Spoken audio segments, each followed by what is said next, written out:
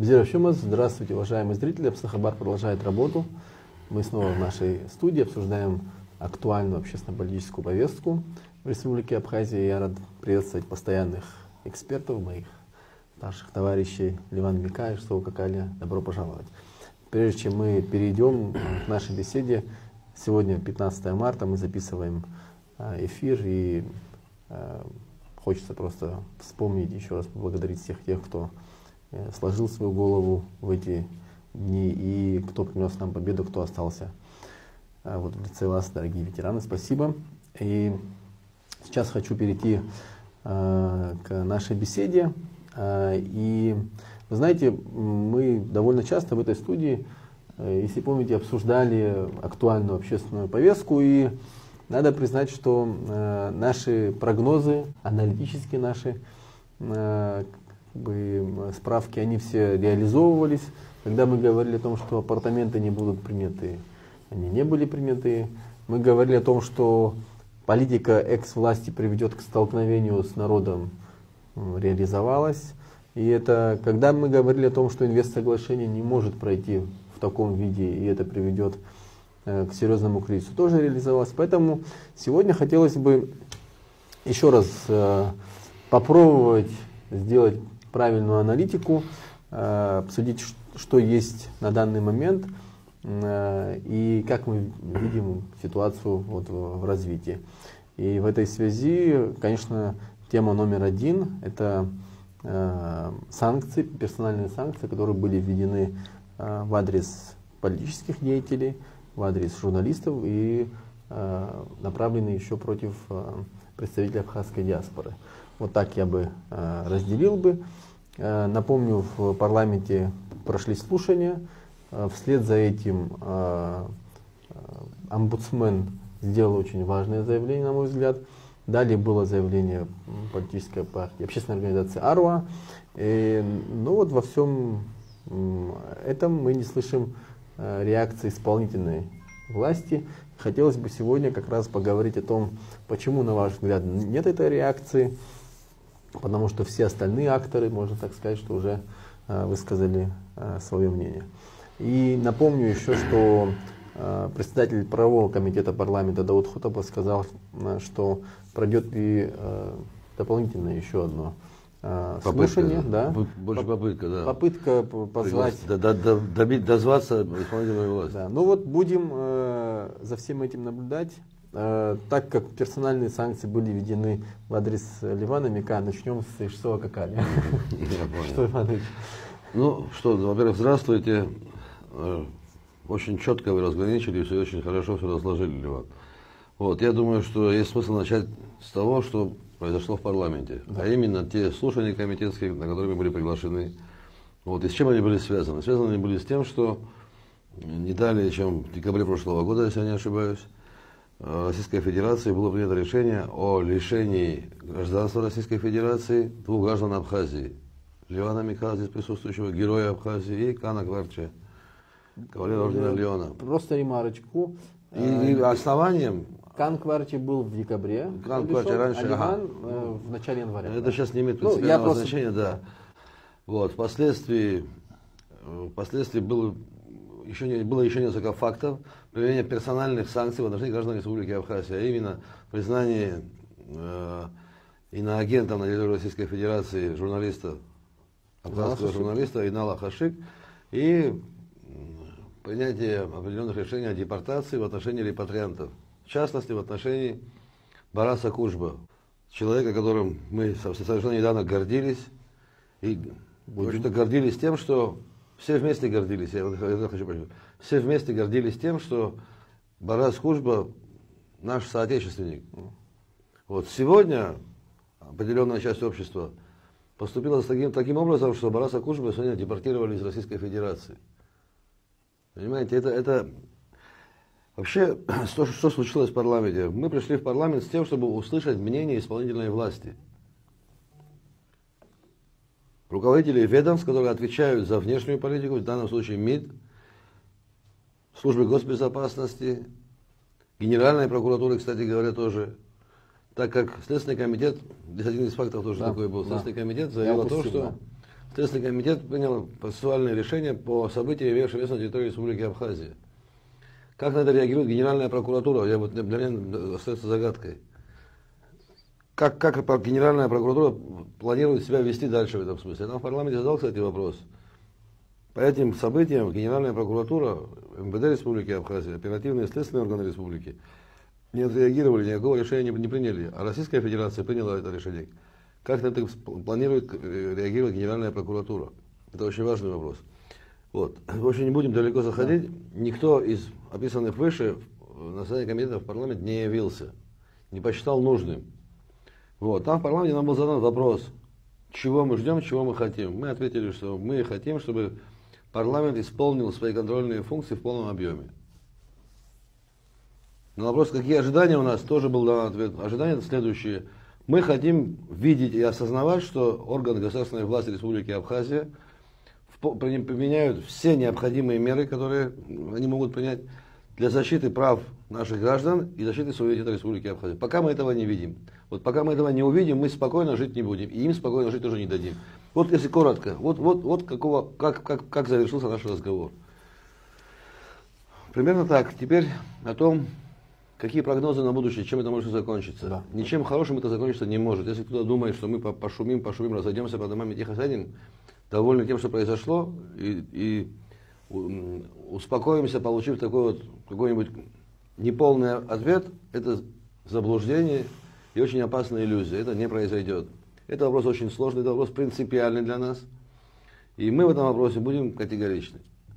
Как очень хорошо ты, кстати говоря, подметил все, что после нашего визита в парламент, в парламенте была омбудсмен, которая четко и внятно выразила свою позицию, негативную позицию к этим процессам. Там, если мне не изменяет память, представитель президента пытался ее как-то ограничить в ее выступлении и заявить о том, что это не имеет отношения к ее отчету и так далее. Потому как он я хочу ему сообщить, что это имеет прямое отношение. Пока такие заблуждения, уважаемые, у вас присутствуют, вы будете время от времени наблюдать собравшихся людей под вашими окнами, округлыми глазами своими. Вот это будет все чаще и чаще происходить, пока вы таким образом реагируете на то, что происходит в стране. Я хотел бы, вот знаете, что отметить, как раз передавая слово Ливану, когда такого рода персональные санкции происходят внутри российской территории, да, в адрес российских граждан, это одно. Но когда это происходит как вот с нами, в нашем обществе, все-таки мы совершенно другое общество, у нас другие взаимоотношения между властью и народом.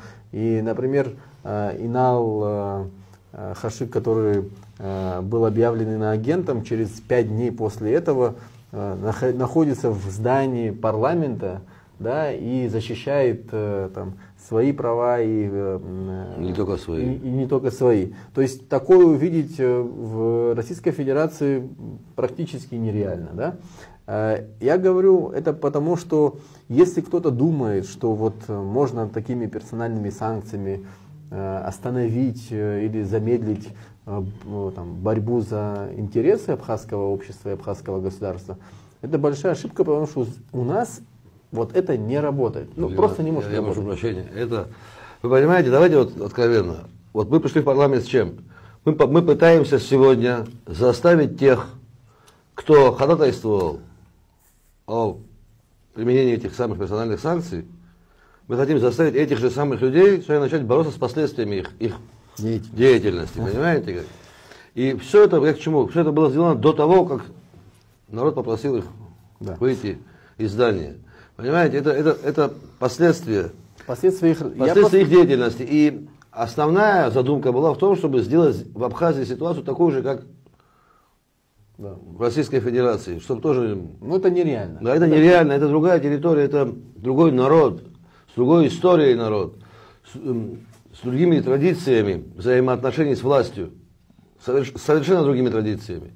И это невозможно оспорить, это факт.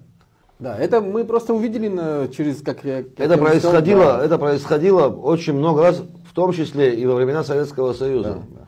Это надо совсем не знать свою историю, чтобы пытаться такие вещи делать. Таким образом разговаривать со своим народом. Понимаете? Это совершенно надо быть, я не знаю, откуда взявшимся. Так у них бывает. Я вот, Ливан, передавая тебе слово, хотел бы еще раз акцентировать внимание на том, что депутаты парламента говорили о том и предлагали, чтобы вы обращались в суды, боролись за свои права, и в ответ ты сказал в том числе о том, что мы хотим увидеть, что наше государство, которое мы все вместе строили и строим, и будем строить, что оно не безучастно, что оно возьмет, скажем так, опекунство, да, покровительство и будет бороться.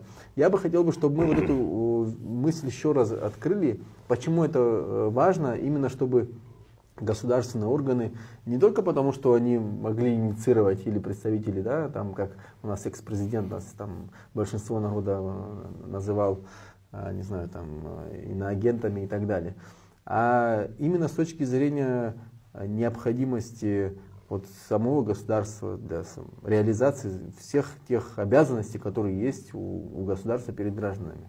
Хотел бы, чтобы мы это раскрыли. Да, спасибо.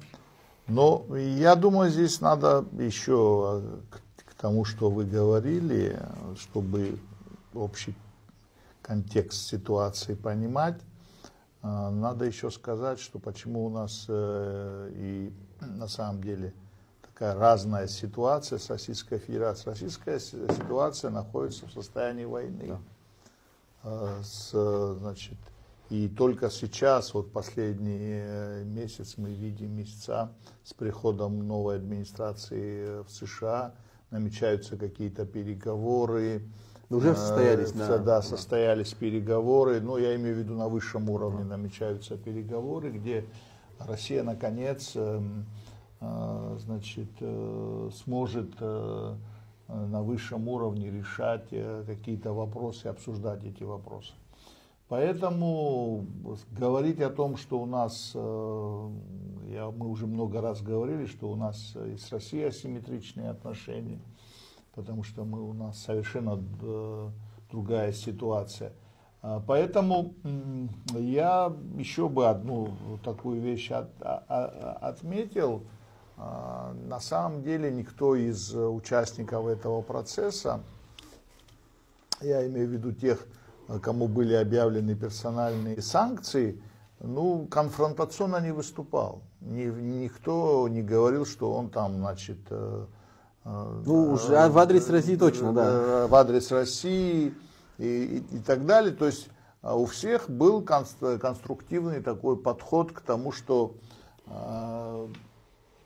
понимая ситуацию, которая сейчас и в России, и вокруг России складывается, что когда государство находится в состоянии войны, она к каким-то вещам обостренное у нее отношение. И поэтому мы, так скажем, можем войти в положение и понять вот эту ситуацию тоже. Да? И поэтому наш подход заключался именно в том, чтобы мы понимали, что вот в этой ситуации именно экс-власть, президент, он провоцировал Российскую Федерацию, выступая на федеральных каналах там, и так далее, говоря о том, что здесь вот существуют такие антироссийские силы, здесь и так далее, и так далее, протурецкие. И самое главное то, что это все было бездоказательно. Это был просто черный пиар, это были пустые обвинения, которые ничем потом не доказывались, да, нету ни одного там подтверждения какого-то факта вообще. То есть это голословные утверждения, и мы и тогда говорили, и сейчас практически это так вот рефреном все-таки проскальзывает где-то, что за вот этим, так скажем, переживания за Россию, за ними скрывались какие-то личные интересы в союзе с олигархическими группами, потому что сейчас уже все отмечают, что новое соглашение можно вообще по-другому принять, я бы не ущемляя. Позже, но я просто хочу весь этот контекст обрисовать, никакой вот такой вот, так скажем, и со стороны, кстати, нашей диаспоры, и со стороны наших репатриантов, нету такого вот, так скажем, ожесточения или оголтелого такого отношения к этому. Все мы пытаемся пойти в положение в России и разобраться со своими, с теми, кто, ну это ж был, мы же понимаем, что президент, экс-президент это озвучивал с экранов, но за этим стоял какой-то механизм, да, там СГБ, я думаю, активно принимали участие. Кто-то стоит за этими телеграм-каналами, которые, значит, вот эту вот всю грязь, всю эту так концентрировала, выливала на всех нас. То есть за этими кто-то же стоит, это и люди там есть, и разная информация. Президент же лично все это делал. Лично все это делал. Поэтому наша задача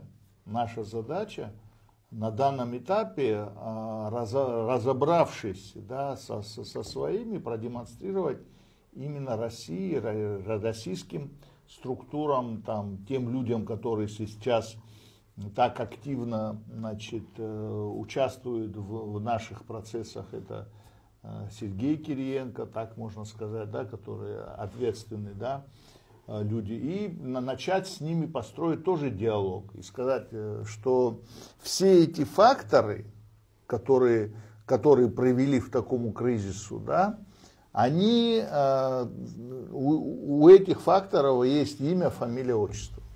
Есть люди, и интересы, да. Самое главное, что вот у этих личностей были свои интересы, именно бизнес-интересы, свои коммерческие интересы. Далекие от государства. Далекие от интересов государства двух стран и взаимоотношений двух стран. Да.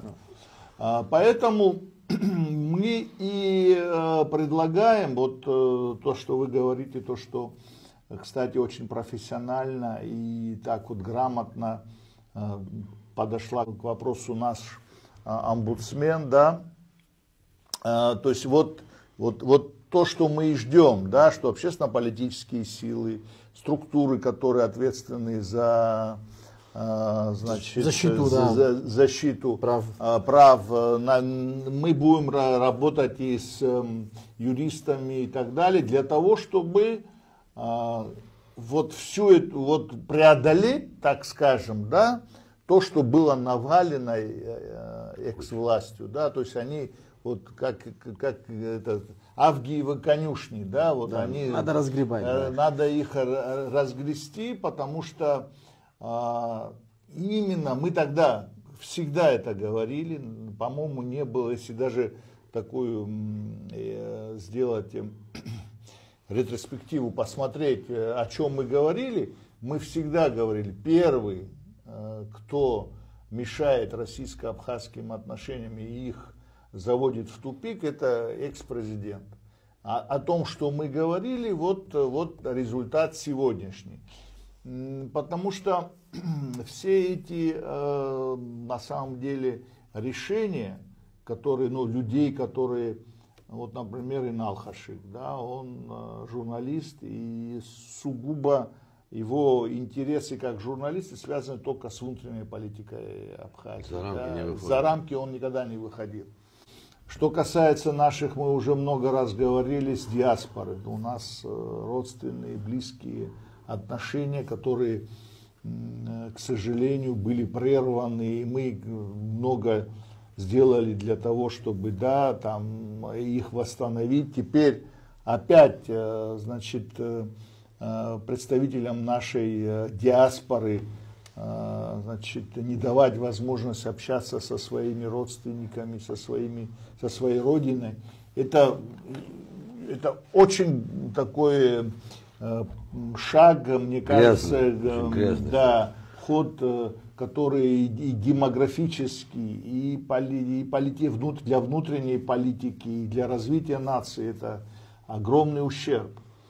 Не напрасно всегда одна из главных политических линий Абхазии была это репатриация, да, государственный комитет всегда существовал с бюджетом, с программой и так далее. Даже в сложные годы, послевоенные. Послевоенные, да, это было в этом направлении проведена работа. Поэтому мне кажется, что здесь с нашей стороны уже, так скажем, поствыборный период, когда, значит, избран президент новый, и все, естественно, вопросы к нему и к его будущей команде, потому что преодолеть этот кризис, да, который был создан экс-властью, придется им. Они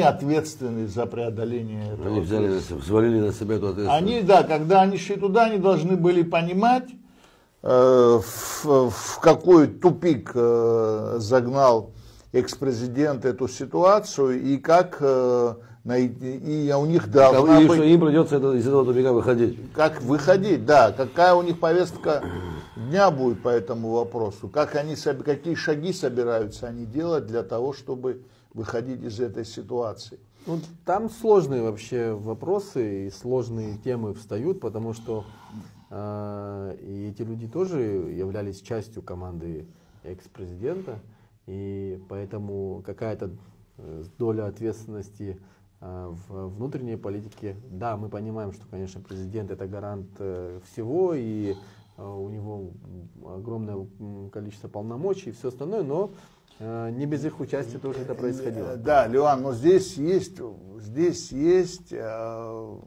как сказать, аванс. Да. Им общество наше дало аванс.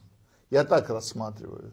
Вот так в скажем, очень сложной, извини, Леон, да. извини, я прошу прощения, но в очень сложной ситуации, на мой взгляд, находится сейчас избранная экс-власть, переизбранная экс-власть. Потому что... Я бы хотел пару слов. Я просто хочу... Сложно, это мы уже об этом говорили. Да. Но я к чему говорю, что вот сейчас им дан аванс для того, чтобы они исправили. Очень хрупкий, я бы сказал.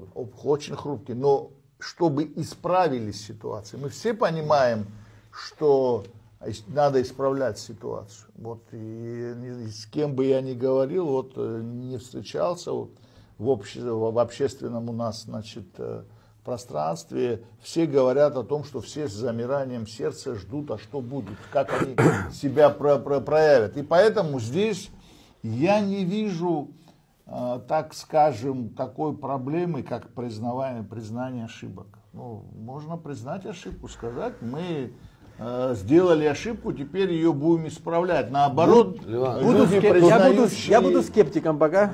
Тут насчет аванса. Аванс нынешним выигравшим выборы людям дало не общество, не все общество, а 54, по-моему, процента, да? Да. 54%. Я сомневаюсь, что те, которых везли сюда на автобусах, понимали то, о чем ты говоришь, что они будут ждать, что они будут надеяться, что и так далее. Им сказали, поезжайте, проголосуйте. Они пошли, проголосовали. Тоже там такой момент присутствует, на мой взгляд.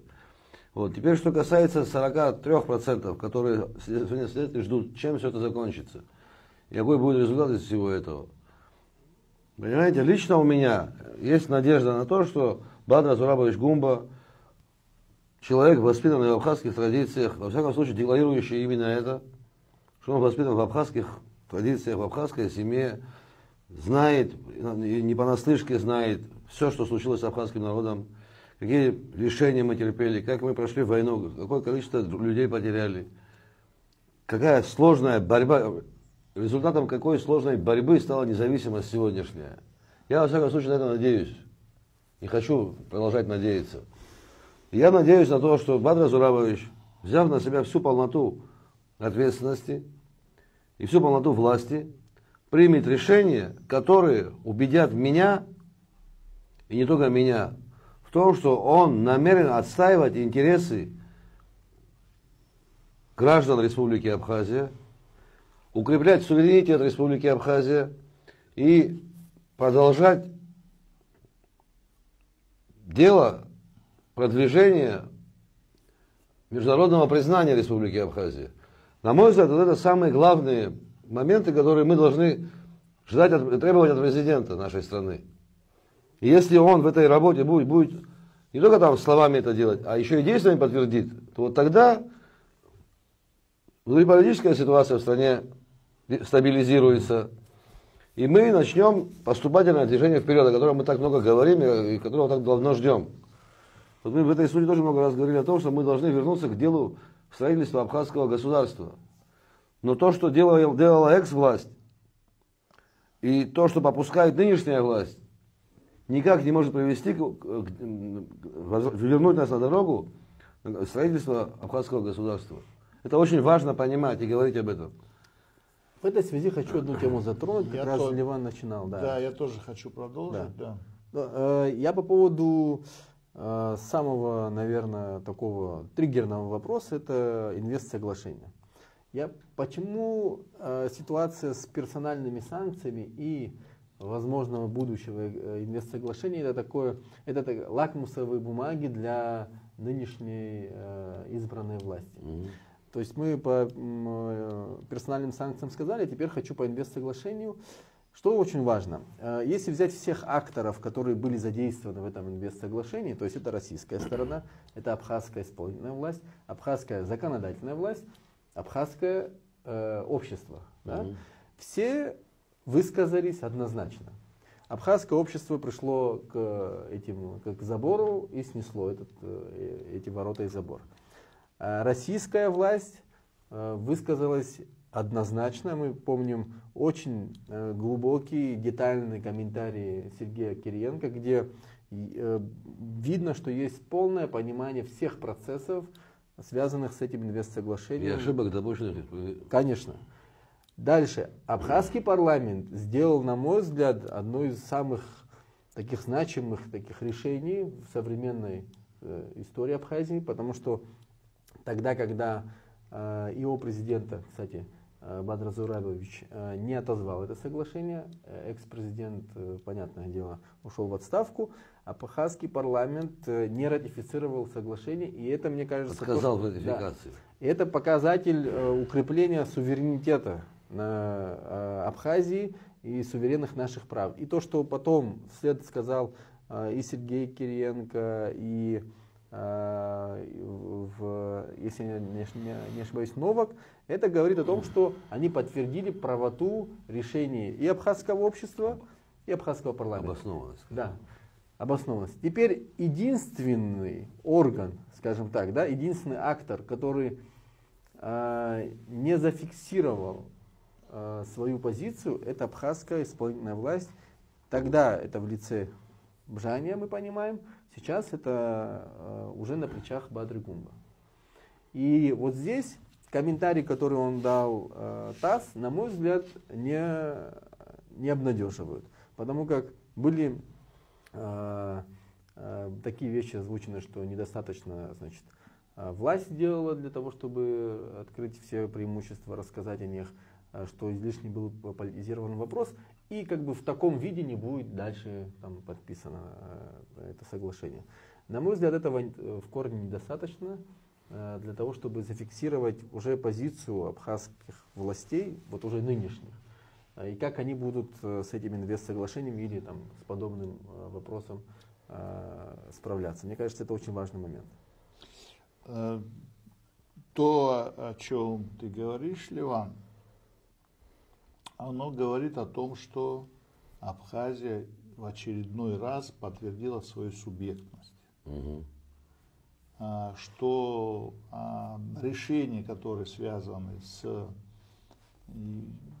внутренней политикой, решения, которые связаны с такими фундаментальными вопросами, которые определяют ее будущее, абхазский народ решает сам, самостоятельно.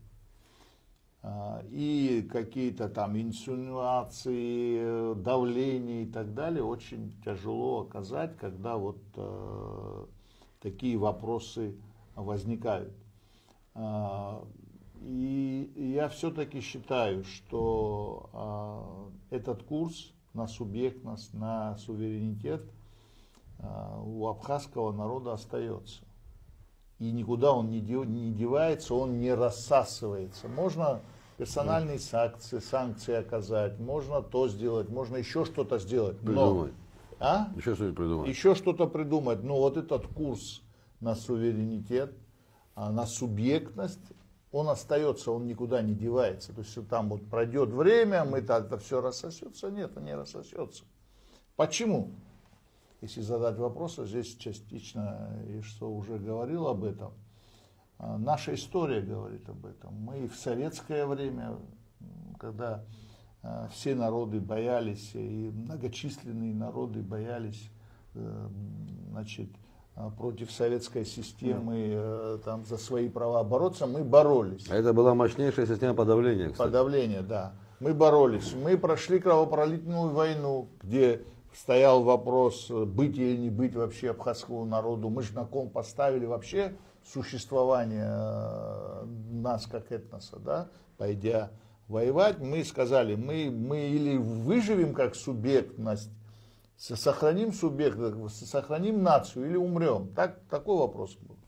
То есть и послевоенная блокада, тоже не надо забывать. Это же блокада тоже была испытанием для может даже более сложной, для чем народа. война. То есть вот эти вся наша история, и тем более такая история, которая вообще недавно была, она не говоря уже о прошлой истории, вот эта недавняя история говорит о том, что никуда наши интересы, национальные интересы никуда не уйдут. Наша субъектность сохранится и наш суверенитет сохранится. Кто, как вы уже правильно сказали, кто сможет эту линию продолжить в лице там, нынешней власти, сохраняя и отстаивая наши национальные интересы, тем более, что мы много раз говорили о том, что если все наши проблемы доносить до первого лица в России Владимира Владимировича Путина, который понимает и всегда высказывает свое отношение к малочисленным народам, к небольшим государствам, который всех призывает отстаивать свои национальные интересы, то есть тем более с ним можно всегда будет объяснить свою ситуацию, донести свою ситуацию. То есть сейчас прекрасная возможность у нынешней власти донести, опять же, наши проблемы и двигаться в том направлении, в котором уже определено, это как я не знаю, как столбовая дорога, она уже определена, там она уже не может сворачиваться или уходить влево и вправо. И это, вот, кстати, ноябрьские события, такое участие молодежи в этом процессе активное, это фактически это молодежь же основная движущая сила была. То есть это говорит, что есть преемственность. И все вот эти наши, так скажем, целеполагания абхазского народа, они остались, они никуда не делись. И просто у каждого президента есть шанс остаться в истории не изгоем, не человеком, которого выгнали, да, и он там, значит, на отшибе где-то сидит. Это очень важно, понимаете? Сегодня у каждого президента есть, я скажу, у каждого это было президента. Но когда ты не возглавишь, то есть этот процесс, не идешь в авангард этого процесса, все равно народ тебя выбросит на обочину. Это так, это уже подтвердилось одним, второй раз, третий раз. То есть этих президентов нету, которые, так скажем, а мы как есть, так и есть. То есть народ наш все равно. То есть это неистребимое желание абхазского народа, это генетически уже заложено, наша свобода, наша независимость и борьба за эти ценности. Поэтому я так думаю, я вот как историк, если в перспективе исторической посмотреть, у каждого президента, вступающего на должность президента Абхазии, есть этот шанс. Шанс есть. Я хочу, что раньше передать тебе слово и подчеркнуть одну важную вещь. Вот ты ее как бы начал высказывать, потом мы перебили, как обычно умеем. Дело в том, что электорально, можно так сказать, что поделилось там, 50 на 50, если упрощать. Ну да, плюс-минус. Да, упрощаем. 2-3 автобуса, и могло бы все совместно. Да. И тут важно, на мой взгляд... Один день дорога на Давица. Да. И здесь, на мой взгляд, избранный президент имеет очень большой шанс на то, чтобы вот этот курс продолжить, если он будет опираться не только, я даже сказал бы, не столько на тех, кто проголосовал за него, а на мнение тех, кто голосовал против него. Все-таки у нас есть протестное голосование, мы можем так сказать, что вот да.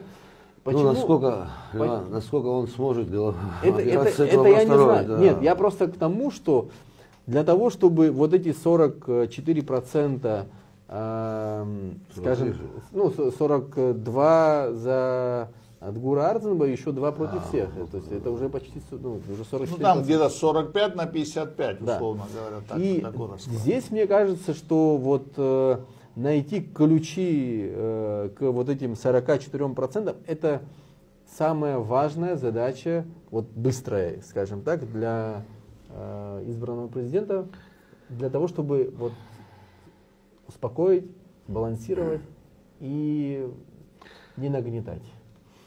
Ключи, самые главные ключи должны быть подобраны для того, чтобы стать президентом народа Абхазии. А чтобы стать президентом народа Абхазии, надо отвечать чаяниям этого народа. Это очень сложно. И в то же самое время очень просто. Да. Понимаете, здесь ничего нового я не говорю. Что касается этого соглашения, мы уже многократно говорили, еще раз хочу подтвердить. Предлагаемое нам ранее инвестсоглашение – это попытка обойти все заградительные нормы в нашем законодательстве, которые были заложены за все послевоенное время. И заложены были не потому, что кто-то капризничал, а потому что это наша история научила нас тому, что мы должны опасаться определенных моментов. Вот. Мы выступили против этого соглашения. Давайте немножко вспомним, что было. В чем нас обвиняли? Нас пытались... В чем только не обвиняли. Нас пытались, начали с того, что нас попытались загнать в рамки определенного политического движения и обвинить в том, что вот они снова хотят вернуться и так далее. Вот их настоящая цель, никакое не соглашение, все это и так далее. Потом нас обвинили в том, что мы антироссийские. Потом нас обвинили, что мы протурецкие. Легко. Да, когда антироссийскими не получилось, чтобы эту роль утвердить, нас еще и туда протурецкие добавились. Чего только не придумали. Но в итоге оказалось, что мы не антироссийские никакие не протурецкие, что мы проабхазские. 15 ноября доказательство произошло. Это очень важно понять. Теперь вы говорите о том, что какое отношение к этому соглашению исполнительной власти. Оно не выразило это публично, во всяком случае. Оно выразило, Ливан, оно выразило своими действиями. Да, там Интерфаксу или кому-то было дано интервью, ТАССу было дано интервью. Вообще, я так смотрю, исполнительная власть наша взяла за правило, пока не придешь, пока в дверь не постучишь и не спросишь, пока не добьешься, ни по какому вопросу мнение высказано не будет.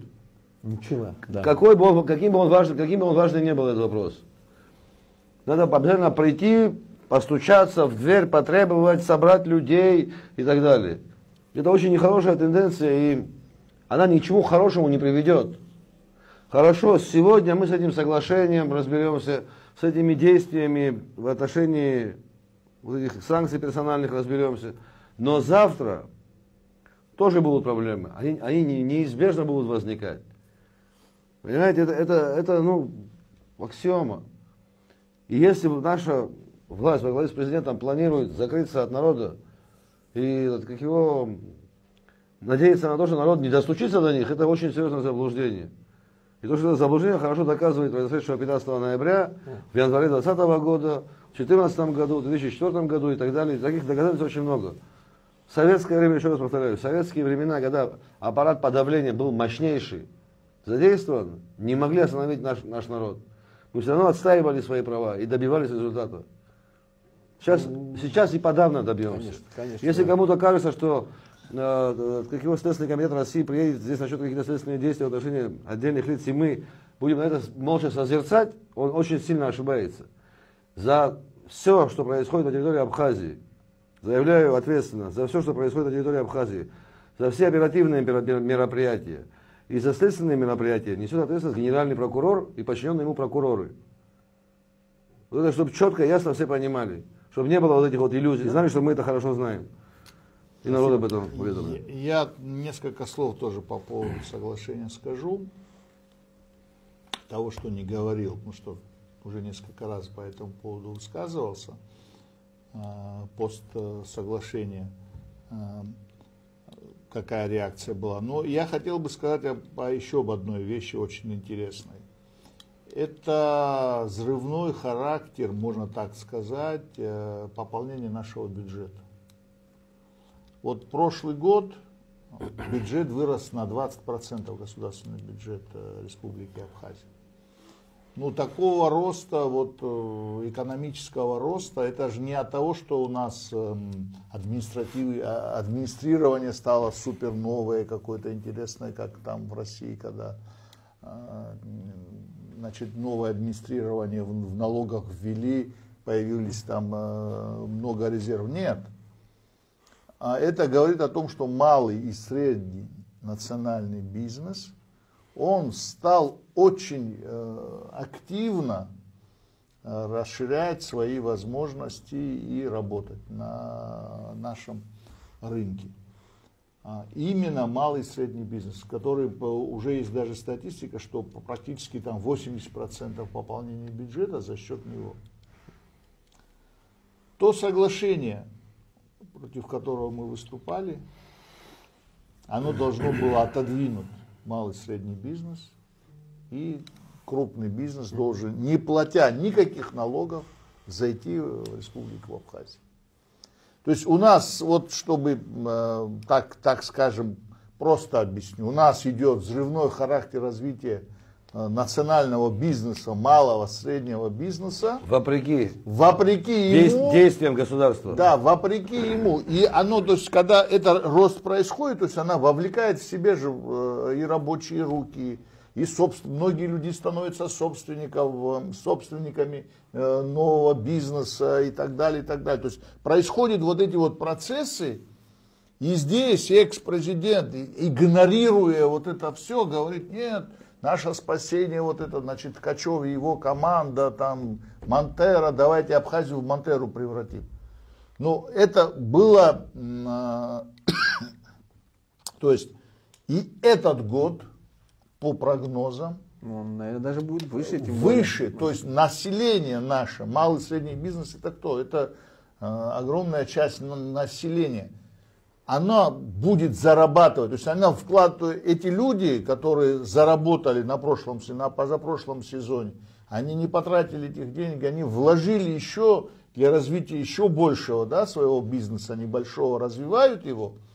И все в ожидании, так сказать, возврата своих вложений и так далее, на этом фоне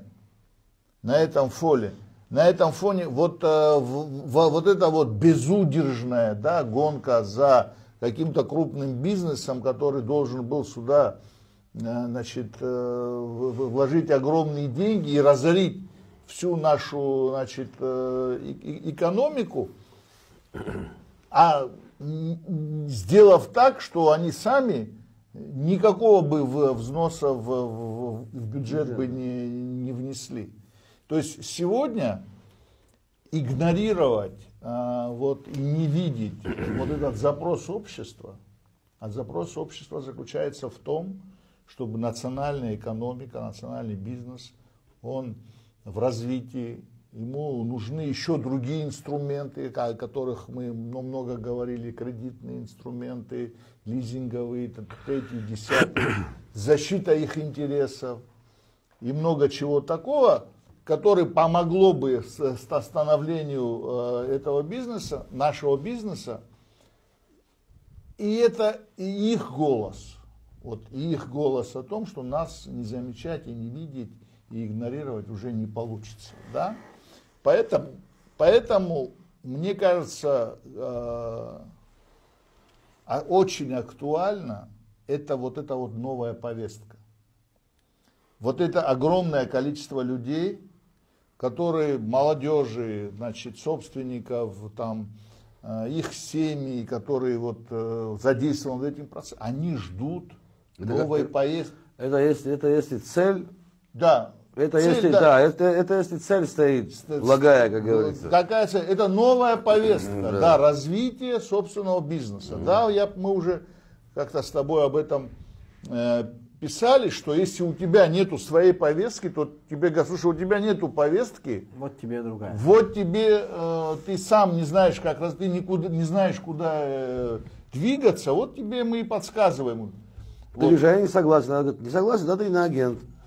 Нет, дай паспорт. Это чуть другое. Это же серия. Нет, ну, это серия такая, понимаешь?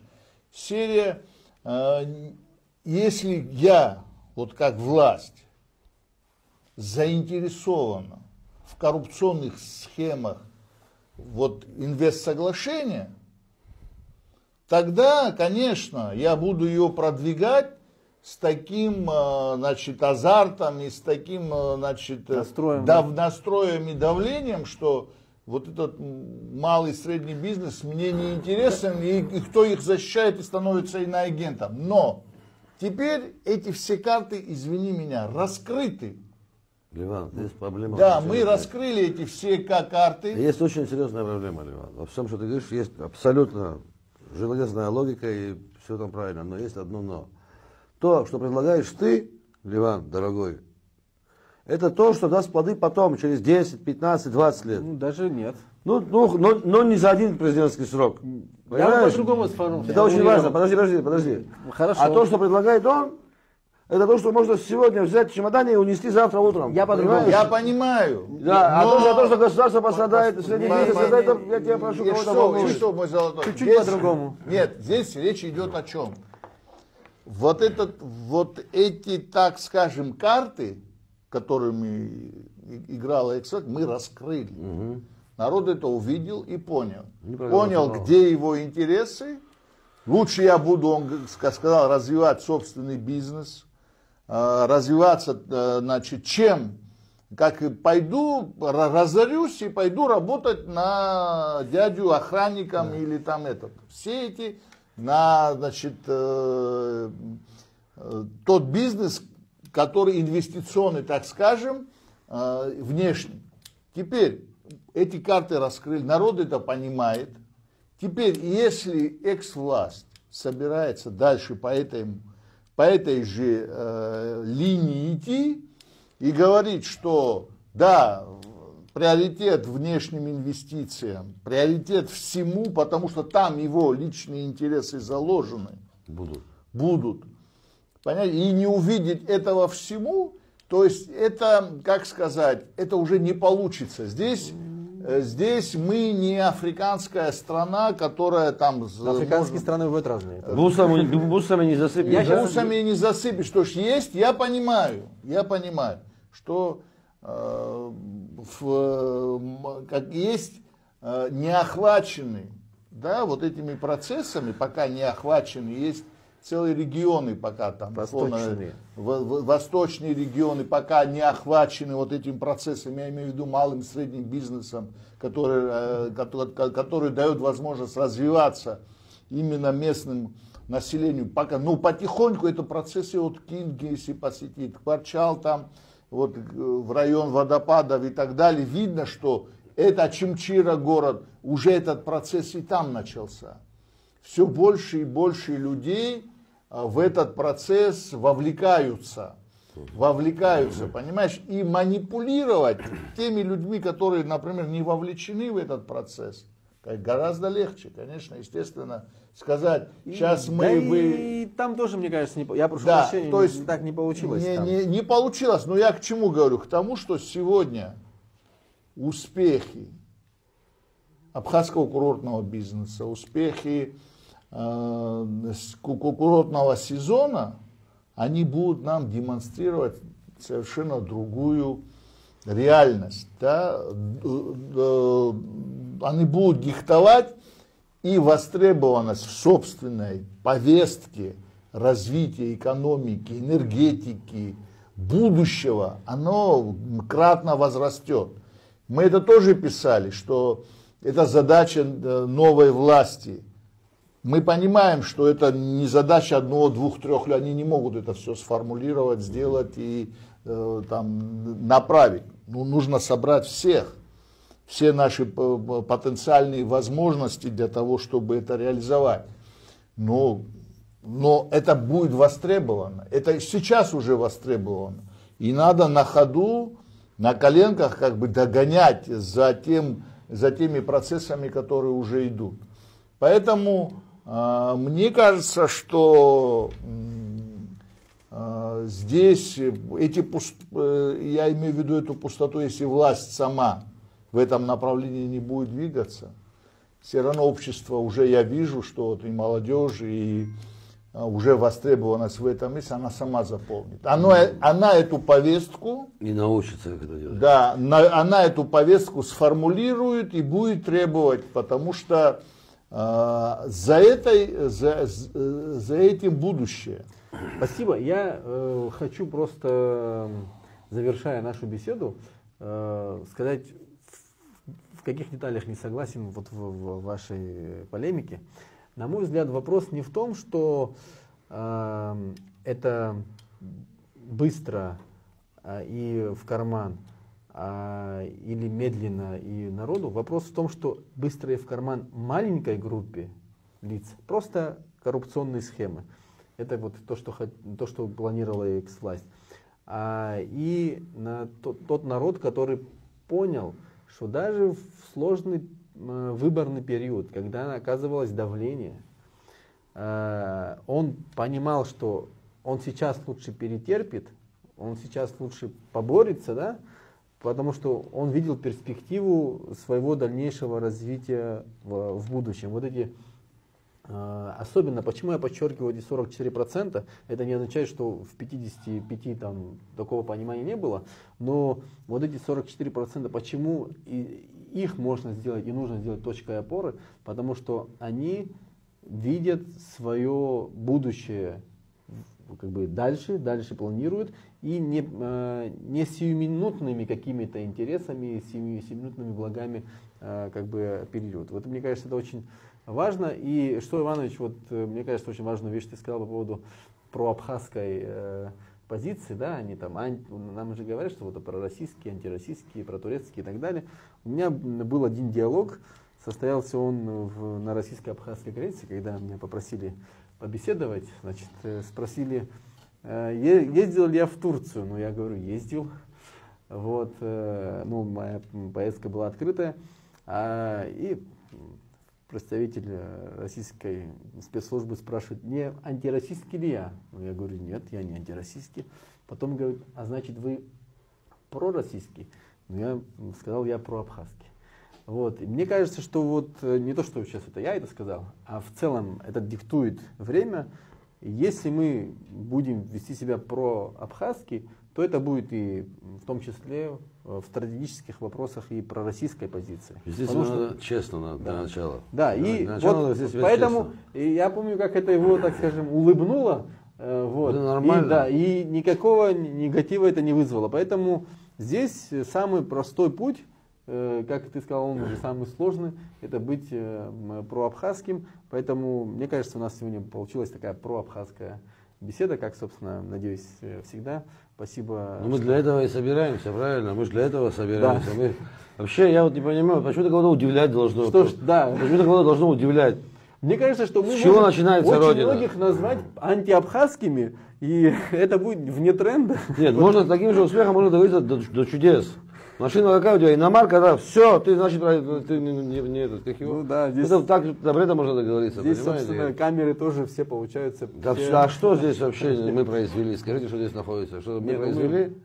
мы производим проабхазскую позицию, поэтому спасибо за нашу беседу, надеюсь на наших комментаторов, что вы вернетесь с той же энергией. Можно я пару слов Конечно. добавлю? Я все-таки призываю Падру Зарабовича Гумба отреагировать на то, что произошло с нашими гражданами.